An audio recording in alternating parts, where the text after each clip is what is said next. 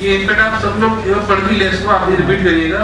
देखिए ये बहुत महत्वपूर्ण पॉइंट है और हम जब देख रहे हैं कि हमारे सभी बच्चे सुरक्षित जाएं, बसों से सेफली जाएं, उनके लिए सारे जो आपको चेक पॉइंट दिए हैं इसको आप देख लीजिएगा। आपकी तो ऐसी कार्रवाई की नौबत ना आए। देखिए बच्चों की सुरक्षा से जुड़ा विषय है, इस पर कोई कॉम्प्रोमाइज नहीं होगा और हम लोग बहुत सख्ती से अपने कार्रवाई करेंगे अगर ये विषय आता है कभी। तो कृपया करके इन सब चीजों का अच्छे से ध्यान रखिएगा।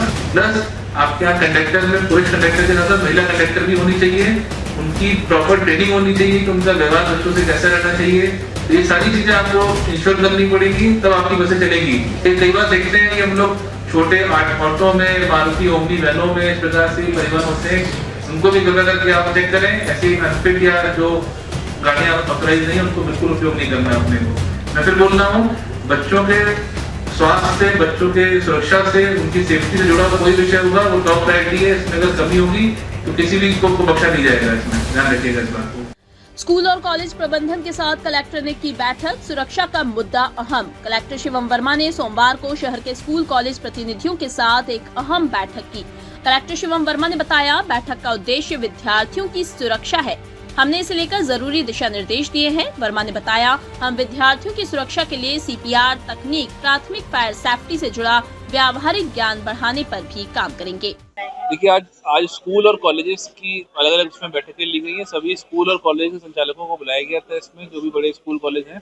और हमारे मुख्यतः उद्देश्य यही थे कि जो हमारे छात्रों की सुरक्षा है, सेफ्टी है, वो अच्छी होनी चाहिए।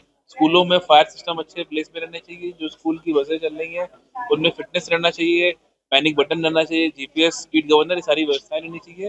क्योंकि अभी कुछ घटनाएं हाल में हुई हैं जिसमें हम लोग काफी चिंतित हैं कि ऐसी घटनाओं की पुनरावृत्ति ना हो और हमारे सभी जो बसों में ट्रेवल करने वाले व्यक्ति लोग हैं या फिर हमारे स्कूल के छात्र छात्राएं हैं, उन सभी लोगों की सुरक्षा सब सर्वोपरि है। तो इसीलिए सभी निर्देश दिए गए इनको। हम लोगों ने इनको बताया कि आपको अपने यहाँ स्कूल कॉलेजों में फायर सिस्टम, बसों में अच्छी व्यवस्थाएं लगानी है और यदि उसका किसी प्रकार वायलेशन होगा तो हम लोग उस पर सख्त कार्रवाई भी करेंगे। हमारे जो बच्चे, देखिए स्कूल केवल एग्जाम की पढ़ाई कराने के लिए नहीं होते हैं, वो जीवन के सभी जो चुनौतियां आती हैं, चैलेंजेस आते हैं, उनके लिए तैयार करते हैं हमारे सभी छात्रों को। इसीलिए सभी स्कूलों को ये भी कहा गया है कि वो ऑलरेडी कर रहे होंगे इन चीज़ों को, बट हमने कहा कि किसी प्रकार की आपदा से निपटने के लिए भी हमारे विद्यार्थी पूरी तरह तैयार रहें, उनको ये सारी व्यवस्थाएं रखनी चाहिए। और जैसे CPR हुआ या किसी प्रकार की व्यवस्था के लिए बच्चों को ट्रेन भी करना चाहिए। साथ ही साथ सभी स्कूलों में फायर की रेगुलर ड्रिल भी होनी चाहिए, ताकि किसी प्रकार की आपात स्थिति में हम बच्चों को करना क्या है, किस प्रकार से बिहेव करना है, ये उनको पता रहना चाहिए। और इससे जो जागरूकता होगी वो निश्चित ही, क्योंकि बच्चे जो सीखते हैं वो आगे घर में भी ले जाएंगे, तो इस प्रकार की जागरूकता पूरे समाज में भी आएगी। इससे हमारा, जैसा मैंने कहा, कि हमारा मुख्य उद्देश्य यही है कि हमारे छात्रों की सुरक्षा से सर्वोपरि कुछ नहीं है।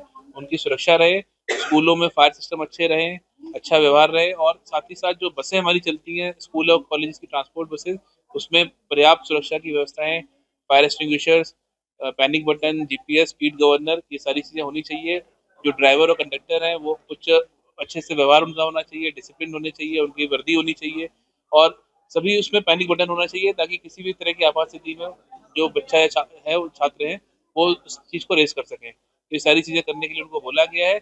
अपने सारे वाहन फिट रहने चाहिए।